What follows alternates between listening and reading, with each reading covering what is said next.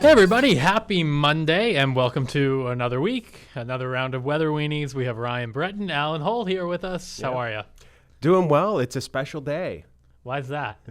March the 2nd Okay. is Texas Independence Day. Oh, there we go. I didn't know that. Yeah, I mean, I wouldn't expect anyone in Maine to just offhand know that. I'm getting tagged in a bunch of memories. That's why it's, and I will Does this have to do with like the Alamo and all that stuff? So the Alamo was, it's very recognizable battle, battling Santa Anna's army from Mexico coming up, and they fought there. But the Texans lost that battle. That was one that they lost. And then there was the Battle of Goliad that ensued. I've heard of that. And the saying there was, remember the Alamo, remember the, and they won. And yes, so as part of that, adventure. So I will have the bolo today on the news. I didn't go as far as to go Texas flag pin. That would be a little too much. Yep.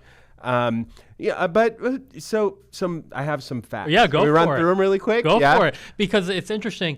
Growing up in New England, we have so much local history that, like, I feel like my education in certainly elementary, but even middle school and high school, like U.S. history, there's so much here that we kind of glanced over a lot of the other stuff. So go for it. This, though, New England is rich with history. I mean, it's you've got like Plymouth Rock, you've got like the Salem witch trials, Battle of Lexington and Concord, all that stuff. Gettysburg, but I guess I wouldn't be New England, but still close. It was all happening up here first. Right. Yeah. So this is just fun stuff. Yeah, go for it.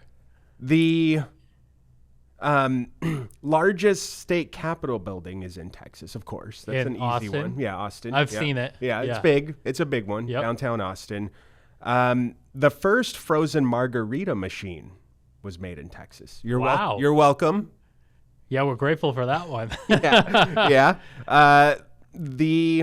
In Texas, it is illegal to milk another person's cow. That is illegal. Okay. Another one. I actually agree with that. Yeah. If it's your cow, it's your cow. And then I just have one more. This is a long list, but the last one I'll mention is just George Strait. That's it. Love George Strait. He's the king. He is. The king of country music. And we both like country music. You are more into that era of country music. Yeah. I'm a little of that era, more of the current era, but I know all the George Strait classics. I mean, and I was, before I even moved here, I think I was asking you, hey, is there a place I can go two-stepping? It's like country dancing. Yeah, I haven't. I guess there probably is somewhere. Yeah. Like I know Eric's Church in Wyndham. They do some stuff. I don't know how southern rooted it is. There's something about being in a dance hall where it's wood floor, wood rafters. There's like clothing hanging up there, and there's just a really good just country music band. Ironically, when I lived in Connecticut, and I'm forgetting the name of it. There was a big hall, with a bar and stuff, and they had pool and other things, but big dance floor. Yeah. And I'm forgetting what town it's in. It's in the greater Hartford area, but friends of mine went one time, and I was forced out on the floor. Square dancing, all that stuff. That's good. Yeah. We would come up here in the summer, and one night my sister and I were out, and we were down at the Brunswick. Yep. Oh yeah. Yeah, and they have a little like dance floor, wood, and they were playing country music, and we ended up like two-stepping a little bit, and people were coming up to it. This is maybe 10 years ago. They were coming up to us like, "Oh, are you professional dancers?" And I was like, we were just two-stepping. In the crowd at the Brunswick, it probably doesn't take much to impress either, especially after a few drinks in the summer. That's probably more why they were asking. But still, I'm sure it's impressive. There was a long-running joke. Keith would always give me a hard time because in my younger days, there's a country bar in Portland called Bonfire. Is it still there? It is still there. It would not be your type of country bar, though. Why? It is like, 2010s country, just blaring. There's no dancing. They just play country music. Yeah, I need the dance floor. Yeah. For sure. That's pretty cool. I used to frequent it very often after the Saturday 11 p.m. news Oh man. 8-9 years ago. Yeah. But Man. I'm now aging out a little bit. You can give yourself a little fun time. Yeah. Sarah in our ear knows exactly what I'm talking about, by the way. She does. She said it, yeah. Low temperatures today, cold start. Yeah. Could be the coldest morning for the rest of the winter. You advertised it last week. Could be. Monday could be the coldest of the rest of the season. We'll see. Yeah. And that's given the pattern we have, but also once we get out of this, it'll take a lot to get back to this, I think. 4 sub-zero. Look at Sanford. Yeah. 9 below. Right. Oh, man. Tonight will be interesting because we will have a mostly clear sky to start.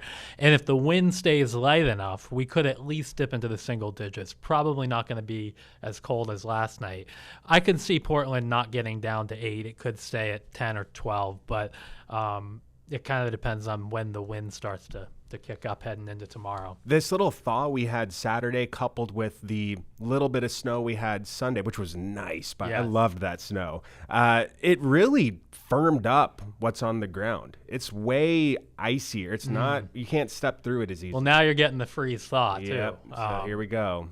And we got a little more snow coming for Tuesday afternoon and Tuesday night. Your morning hours of Tuesday are fine. The evening commute, though, could get a little tricky, particularly in New Hampshire and southwestern Maine. What's going to be different about this is that this will certainly be a wetter snow. It may start out at 33 and only drop to like 31 or 30. So that's one difference compared to most of the snowfalls we've had this winter. Yeah, on the soundings, the temperature profile hugs freezing up to 1,000, 2,000 feet up. So this is not one where it gets super cold really quickly right above the atmosphere. And I feel like that's what almost all of them have been this year. Yeah, which is unique. We haven't had a rain snow line anywhere. No. In our latitude. It's either been rain or snow. There was one freezing rain event. Yeah, you got to go back, what, 2.5 months almost? Ish, yeah. Like, I think it was January. Was it January? Maybe. Okay. Maybe early January, but it was a huge problem like up in Aroostook County. I mean, it looked like... Oh, yes. Yeah. I do remember that one. Yeah, that was really the only other one, though. We could get a little plain rain that mixes in on the seacoast and maybe Kittery or York. This could also just stay south, but you can just tell by this it's going to be a warmer setup compared to most of the snowfalls we've had this winter. But this looks like it's out of here by daybreak on Wednesday, and it's not much. 2 to 4, maybe an isolated 5. It's this one, the modeling, I feel like there are 2 different camps, and we have this internal texting thread, and Todd was very adamant about saying how this is a warm air advection type of setup, and it's notoriously underdone by a lot of the models. And the European model, which is, I think, an in-house favorite here, typically, maybe not as much this winter. But that one is definitely putting out a lot, like, on the higher side of this range. So, if it is really wet, I feel like it would want to cut down on some of the totals. So I think 2 to 5, it seems like a big range, but I think it's a responsible range when you're looking at something. It's not my favorite because there's a big difference between 2 and 5, but I do think that that's kind of the range of what we're looking at. I agree, yeah. And he made an interesting point, and years ago he taught me this about warm air advection, basically, a warm front coming in. A lot of the times the models do underdo it, and it's not just in something like this. It can even be in light precipitation events, which is going to be something that's interesting heading into the weekend. Should note that after this goes by, Wednesday we're in the 40s. They'll be melting in the afternoon. Thursday is fine too. The end of the week gets interesting because we have a backdoor cold front that comes south from a really strong high up in Canada. This will be like a 1040 millibar high or stronger. Dense. And that can push cold air down, at least at the surface, and maybe even a thick enough layer that we get some snow on Friday. How far north that stuff comes on Friday is still a little bit of a question. But we could see on Saturday some light precipitation in the morning. There could be some freezing drizzle or something like that. Don't like that. No. I don't like high pressure sending surface cold air down with like more precip. Right. That's not fun. No, it's not. We do think that warm front will get through, and we've got some real potential at the end of this 7-day forecast, which we referenced back on Friday. It was looking like the second week of March would be our time to get into real warmth, and it's certainly possible. Yeah, March 10th, give or take couple days that looked like the sweet spot. Yeah. So that's playing out. It is. It looks it. Yeah. We'll have to see, the specific details as we get closer. But first, we get a little round of snow, and then that's probably, unless Friday comes in colder and a little beefier, that's probably the last for a little bit in southern Maine. I didn't say last. Okay, I know. Yeah. As far as the cold goes, I feel a little bit more confident saying we're not getting to like -9 in Sanford. I don't think so. Many more times. No. So. No. All right, that does it for today. I know we had an email, and I meant to print it out. Just blame it on Texas Independence Day. Yeah. We'll get to it tomorrow or Wednesday though, because it was a good question, and it will spark a few-minute conversation. So we like that. We'll see you tomorrow. Have a good one.